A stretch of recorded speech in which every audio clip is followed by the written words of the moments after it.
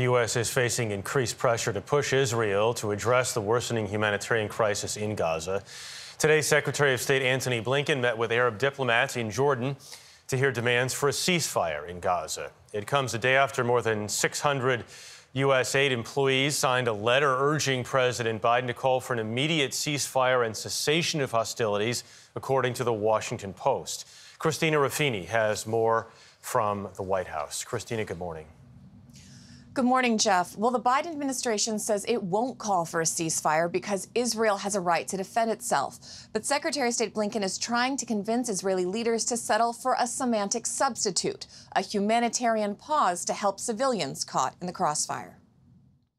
We provided Israel advice that only the best of friends can offer on how to minimize civilian deaths. On his third visit to Israel since the start of the conflict, Secretary of State Antony Blinken argued that a break would have both humanitarian and strategic benefits. We see it as a way also, and very importantly, of creating a better environment in which hostages can be released. But in remarks after their meeting, Israeli Prime Minister Benjamin Netanyahu said Israel would not consider any kind of ceasefire until Hamas frees all the remaining hostages.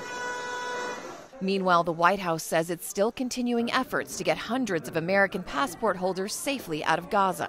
President Biden, your message to Americans trying to get out of Gaza right now.